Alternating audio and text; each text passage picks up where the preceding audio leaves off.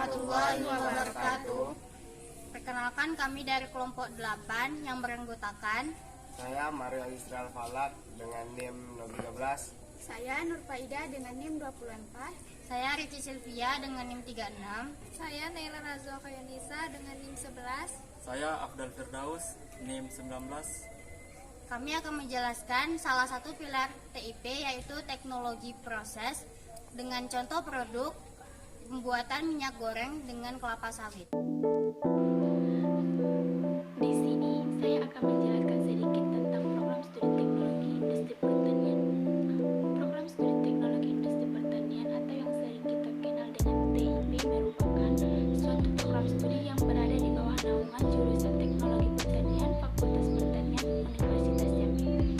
Program TIP ini juga didefinisikan sebagai disiplin ilmu terapan yang menitik beratkan pada perencanaan, perancangan, pengembangan, dan evaluasi suatu sistem terpadu yang meliputi manusia, bahan, informasi, perakitan, dan energi pada kegiatan agroindustri untuk mencapai kinerja atau efisiensi dan efektivitas yang optimal. Adapun mandat ilmu pengetahuan dan teknologi yang diemban oleh program studi TIP ini adalah di bidang teknologi industri pertanian yang ditimpang oleh 4 pilar. Yang pertama, manajemen industri. Arti dari manajemen industri itu sendiri adalah suatu kemampuan yang dimiliki oleh suatu industri untuk mengembangkan industri sesuai dengan prinsip planning sampai dengan controlling. Pemenuhan fungsi manajemen untuk memperoleh tujuan usaha, sehingga tingkatan manajemen yang didukung keterampilan yang dibutuhkan akan menggerakkan sumber daya manusia hingga pasar yang ada. Berdasarkan penjelasan terkait manajemen tadi, maka bisa kita tarik kesimpulan bahwa manajemen industri erat kaitannya dengan upaya memelihara kerjasama dalam suatu organisasi untuk bisa mencapai tujuan yang direncanakan dengan menggunakan sumber daya yang ada. Dalam manajemen industri terdapat 4 fungsi utama. Yang pertama, ilmu manajemen sendiri pada dasarnya harus mampu merencanakan. Yang kedua, mengatur sesuai dengan rencana. Yang ketiga, mengarahkan sumber daya untuk bekerja ke arah rencana tersebut. Dan yang terakhir, mengevaluasikannya seefektif mungkin. Lingkungan industri. Pengertian lingkungan itu sendiri adalah segala sesuatu ada di sekitar manusia yang mempengaruhi perkembangan kehidupan manusia, baik serta langsung maupun tidak langsung. Lingkungan mempunyai arti penting bagi manusia. Dengan lingkungan, fisik manusia dapat menggunakan untuk memenuhi kebutuhan material. Lingkungan industri adalah lingkungan yang berada di sekitar industri yang mencakup serangkaian faktor-faktor ancaman dari bekiku bisnis baru, produk pengganti, dan mensitas persaingan di antara para pesaing yang secara langsung mempengaruhi pemisahan dan tindakan serta tanggapan kompetitifnya. Pilar yang ketiga yaitu rekayasa sistem. Rekayasa sistem ialah sebuah pendekatan multidisiplin untuk mencapai keberhasilan menganalisis sebuah sistem atau inforce. Oleh karena itu, rekayasa sistem dimulai dengan mendefinisikan kriteria keberhasilan dari kebutuhan pengguna sejak awal siklus pengembangan sistem. Kemudian didokumentasikan sebelum masuk ke proses pengembangan desain dan validasinya dengan tetap tidak melepaskan cara pandang validasi secara sistem. Rekayasa sistem disiplin di bidang ilmu teknik yang bertanggung jawab melaksanakan proses yang berciri multi. Disiplin memastikan kebutuhan pengguna dan pemegang kepentingan dipenuhi secara kualitas, dapat dipercaya, biaya yang efisien, dan disertai jadwal seluruh siklus hidup sistem. Ya. Pilar keempat, teknologi proses.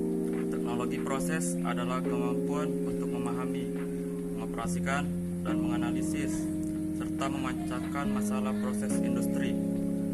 Teknologi proses mencakup mesin, peralatan, dan perangkat yang memberikan kontribusi untuk operasi, mengolah bahan, dan informasi.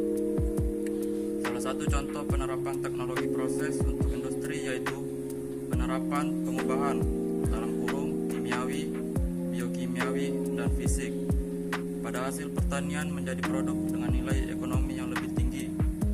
Produk-produk yang dihasilkan ada yang dapat langsung digunakan sejak awal tahap seperti rempah-rempah, sari buah, dan lainnya.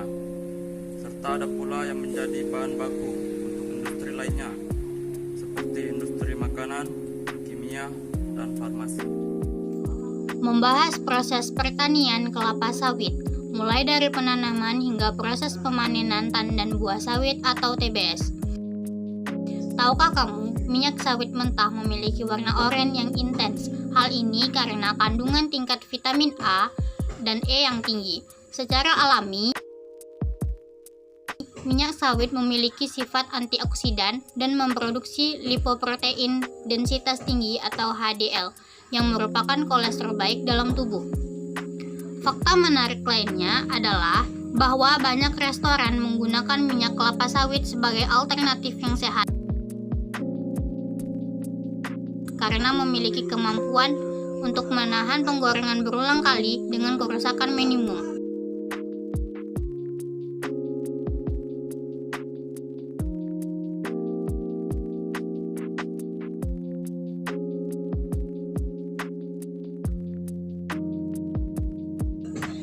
Keunggulan lainnya adalah rasa minyak sawit yang hambar memungkinkan proses menggoreng yang tidak mempengaruhi cita rasa makanan.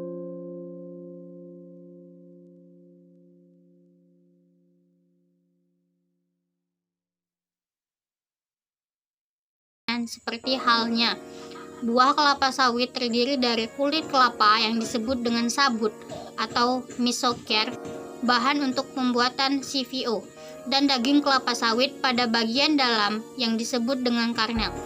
Karnel ini adalah bagian sawit yang dapat menghasilkan PKO. Masa bekerja akan segera memanen tandan sawit dan mengangkutnya menuju ke pabrik pengolahan. Kelapa sawit ini harus segera diangkut dengan kereta barang dalam waktu 24 jam untuk memastikan pabrik memproduksi minyak kelapa sawit terbaik.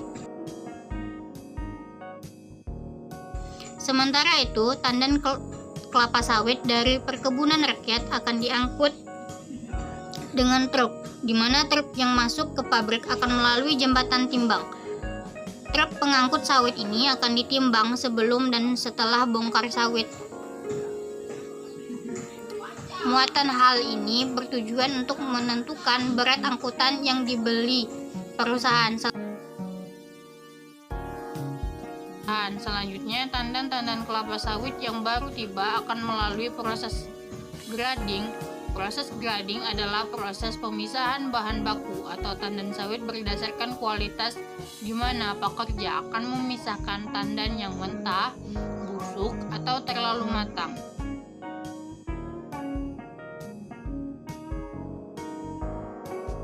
Kemudian, pekerja akan mendorong tandan sawit memasuki lori sterilisasi. Setiap tabung sterilisasi dapat menampung hingga 33 ton tandan buah sawit. Di mesin ini, sawit akan disterilkan dengan uap bertekanan tinggi. Pada tahap ini, hampir semua buah melunak dan terlepas dari tandannya. Melalui proses sterilisasi, sawit akan dibawa masuk ke stasiun berikutnya, di mana sawit akan dimasukkan ke dalam drum yang berputar untuk memisahkan buah sawit dari tandan melalui celah. Di antara teruji pada drum, tandan kosong akan dikeluarkan dari mesin dan masuk ke rantai konveyor yang akan dibawa keluar pabrik pengolahan. Sementara itu, buah sawit akan memasuki ke stasiun fresh, di mana stasiun fresh buah sawit akan melalui 2 tahap proses. Pertama, buah sawit akan masuk ke bagian digester, di mana buah akan dilumat sehingga daging buah mudah keluar dari bijinya.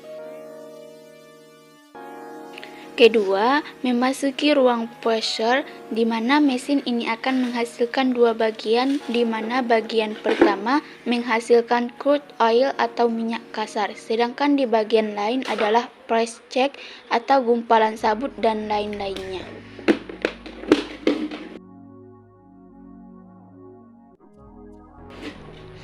Hasil sisa dari press check ini akan digunakan untuk bahan bakar operasional mesin sterilizer.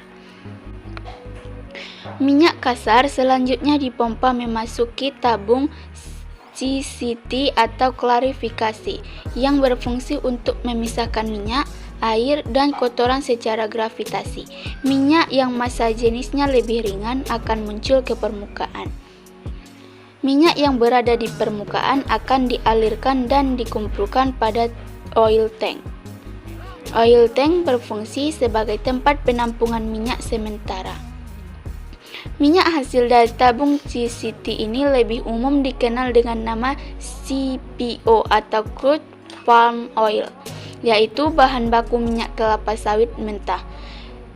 CPO ini kemudian diangkut dan dijual ke pabrik pengolahan makanan seperti minyak goreng, mentega, dan shortening. Selain itu, CPO ini juga digunakan untuk pabrik industri lain seperti bahan campuran listrik, sabun, sampo, deterjen, dan bahan bakar kendaraan.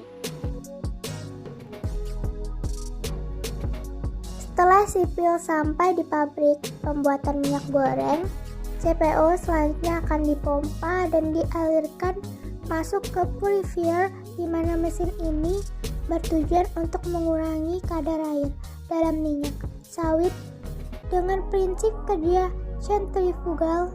Selanjutnya minyak akan dialirkan kembali ke proses berikutnya menuju proses vacuum dryer, di mana proses ini digunakan untuk mengurangi kadar air dalam minyak produksi. Selanjutnya, minyak sawit mentah diekstraksi dan dimurnikan terus-menerus melalui penjernihan dan pemurnian berlapis sesuai standar produksi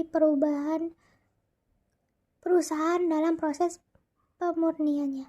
Minyak akan dihilangkan baunya dan diputihkan melalui proses fraksinasi hingga menghasilkan dua fraksi, yaitu fraksi padat dan fraksi cair. Proses fraksinasi yaitu pemisahan dua fraksi. Biasanya proses ini memerlukan waktu hingga belasan jam. Semakin lama proses fraksinasi, semakin bagus kualitas minyak yang dihasilkan. Setelah selesai difraksinasi, minyak goreng akan didiamkan hingga mencapai suhu ruangan. Selanjutnya, minyak siap untuk dikemas sesuai dengan ukuran dan bentuk kemasan produk yang dikeluarkan oleh perusahaan minyak kelapa sawit.